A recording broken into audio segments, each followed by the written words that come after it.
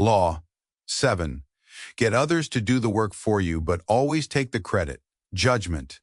Use the wisdom, knowledge, and legwork of other people to further your own cause.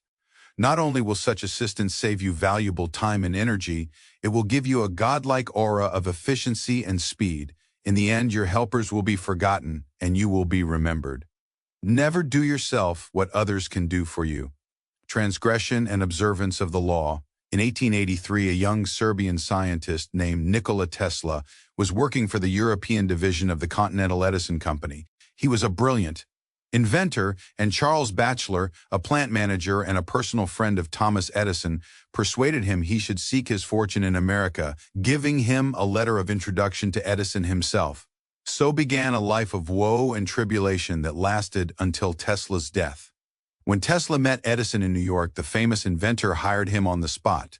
Tesla worked 18-hour days finding ways to improve the primitive Edison dynamos. Finally, he offered to redesign them completely. To Edison, this seemed a monumental task that could last years without paying off. But he told Tesla, "There's $50,000 in it for you, if you can do it." Tesla labored day and night on the project, and after only a year, he produced a greatly improved version of the dynamo, complete with automatic controls. He went to Edison to break the good news and receive his $50,000.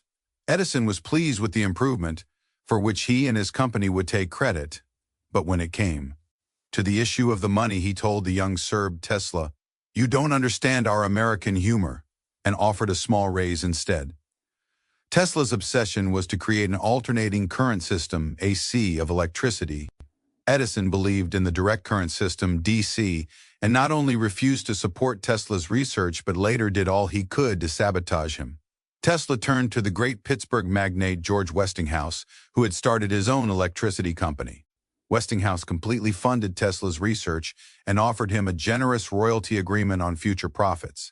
The AC system Tesla developed is still the standard today, but after patents were filed in his name, other scientists came forward to take credit for the invention, claiming that they had laid the groundwork for him.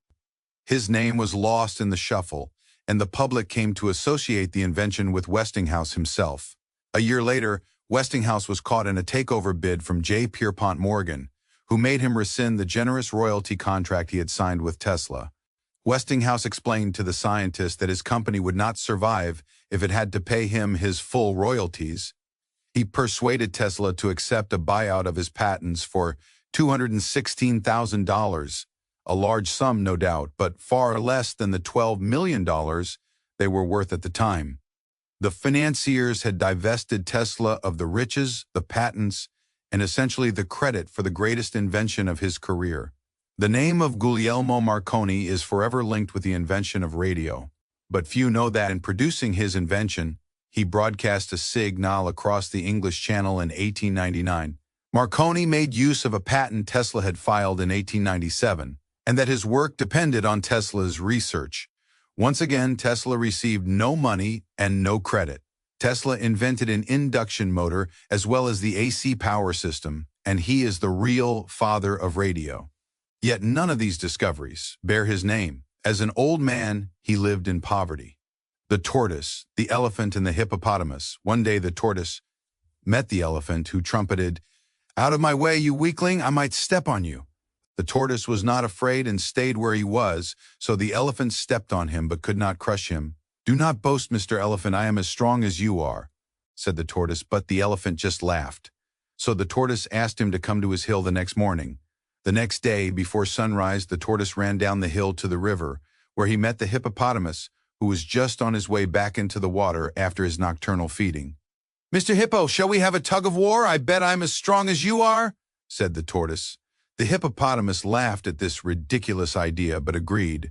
The tortoise produced a long rope and told the hippo to hold it in his mouth until the tortoise shouted, "Hey!" Then the tortoise ran back up the hill where he found the elephant, who was getting impatient. He gave the elephant the other end of the rope and said, "When I say, hey, pull, and you'll see which of us is the strongest." Then he ran halfway back down the left margin text, top, hill, to a place where he couldn't be seen and shouted, "Hey!" The elephant and the hippopotamus pulled and pulled, but neither could budge the other. They were of equal strength. They both agreed that the tortoise was as strong as they were. Never do what others can do for you.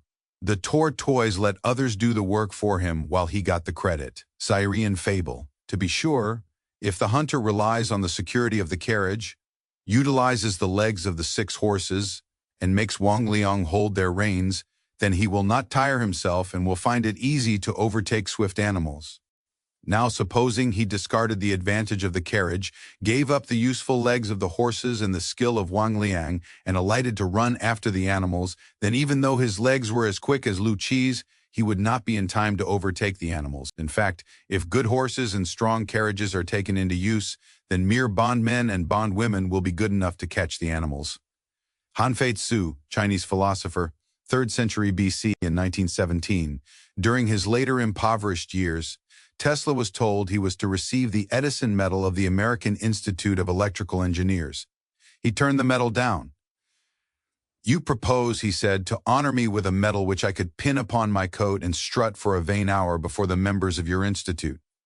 You would decorate my body and continue to let starve, for failure to supply recognition, my mind and its creative products, which have supplied the foundation upon which the major portion of your institute exists." In interpretation, many harbor the illusion that science, dealing with facts as it does, is beyond the petty rivalries that trouble the rest of the world. Nikola Tesla was one of those. He believed science had nothing to do with politics and claimed not to care for fame and riches. As he grew older, though, this ruined his scientific work. Not associated with any particular discovery, he could attract no investors to his many ideas. While he pondered great inventions for the future, others stole the patents he had already developed and got the glory for themselves. He wanted to do everything on his own, but merely exhausted and impoverished himself in the process. Edison was Tesla's polar opposite. He wasn't actually much of a scientific thinker or inventor. He once said that he had no need to be a mathematician because he could always hire one. That was Edison's main method. He was really a businessman and publicist, spotting the trends and the opportunities that were out there, then hiring the best in the field to do the work for him. If he had to, he would steal from his competitors. Yet his name is much better known than Tesla's and is associated with more inventions. The lesson is twofold. First, the credit for an invention or creation is as important, if not more important, than the invention itself. You must secure the credit for yourself and keep others from stealing it away or from piggybacking on your hard work. To accomplish this, you must always be vigilant and ruthless, keeping your creation quiet until you can be sure there are no vultures circling overhead. Second, learn to take advantage of other people's work to further your own cause. Time is precious and life is short. If you try to do it all on your own, you run yourself ragged, waste energy, and burn yourself out. It is far better to conserve your forces, pounce on the work others have done, and find a way to make it your own. Everybody steals in commerce and industry. I've stolen a lot myself, but I know how to steal. Thomas Edison, 1847 to 1931. Keys to power. The world of power has the dynamics of the jungle. There are those who live by hunting and killing, and there are also vast numbers of creatures, hyenas, vultures, who live off the hunting of others. These latter, less imaginative types are often incapable of doing the work that is essential for the creation of power. They understand early on, though, that if they wait long enough, they can always find another animal to do the work for them. Do not be naive. At this very moment, while you are slaving away on some project, there are vultures circling above trying to figure out a way to survive and even thrive off your creativity. It is useless to complain about this or to wear yourself ragged with bitterness, as Tesla did. Better to protect yourself and join the game. Once you have established a power base, become a vulture yourself and save yourself a lot of time and energy. Of the two poles of this game, one can be illustrated by the example of the explorer Vasco Núñez de Balboa. Balboa had an obsession, the discovery of El Dorado, a legendary city of vast riches. Early in the 16th century, after countless hardships and brushes with death, he found evidence of a great and wealthy empire to the south of Mexico in present-day Peru. By conquering this empire, the Incan, and seizing its gold, he would make himself the next Cortez. The problem was that even as he made this discovery, word of it spread among hundreds of other conquistadors. He did not understand that half the game was keeping it quiet and carefully, watching those around him. A few years after he discovered the location of the Incan Empire, a soldier in his own army, Francisco Pizarro, helped to get him beheaded for treason. Pizarro went on to take what Balboa had spent so many years trying to find. The other pole is that of the artist Peter Paul Rubens, who late in his career found himself deluged with requests for paintings. He created a system. In his large studio, he employed dozens of outstanding painters, one specializing in robes, another in backgrounds, and so on. He created a vast production line in which a large number of canvases would be worked on at the same time. When an important client visited the studio, Rubens would shoo his hired painters out for the day. While the client watched from a balcony, Rubens would work at an incredible pace, with unbelievable energy. The client would leave in awe of this prodigious man, who could paint so many masterpieces in so short a time. This is the essence of the law. Learn to get others to do the work for you while you take the credit, and you appear to be of godlike strength and power. If you think it important to do all the work yourself, you will never get far, and you will suffer the fate of the Balboas and Teslas of the world. Find people with the skills and creativity you lack. Either hire them while putting your own name on top of theirs, or find a way to take their work and make it your own. Their creativity thus becomes yours, and you seem a genius to the world. There is another application of this law that does not require the parasitic use of your contemporaries' labor. Use the past, a vast storehouse of knowledge and wisdom. Isaac Newton called this standing on the shoulders of giants. He meant that in making his discoveries he had built on the achievements of others. A great part of his aura of genius, he knew, was attributable to his shrewd ability to make the most of the insights of ancient, medieval, and Renaissance scientists. Shakespeare borrowed plots, characterizations, and even dialogue from Plutarch, among other writers, for he knew that nobody surpassed Plutarch in the writing of subtle psychology and witty quotes. How many later writers have in their turn borrowed from plagiarized Shakespeare? We all know how few of today's politicians write their own speeches. Their own words would not win them a single vote. Their eloquence and wit, whatever there is of it, they owe to a speechwriter. Other people do the work, they take the credit. The upside of this is that it is a kind of power that is available to everyone. Learn to use the knowledge of the past and you will look like a genius, even when you are really just a clever borrower. Writers who have delved into human nature, ancient masters of strategy, historians of human stupidity and folly, kings and queens who have learned the hard way how to handle the burdens of power. Their knowledge is gathering dust, waiting for you to come and stand on their shoulders. Their wit can be your wit, their skill can be your skill, and they will never come around to tell people how unoriginal you really are. You can slog through life making endless mistakes, wasting time and energy trying to do things from your own experience. Or you can use the armies of the past. As Bismarck once said, "Fools say that they learn by experience. I prefer to profit by others' experience." The blind hen.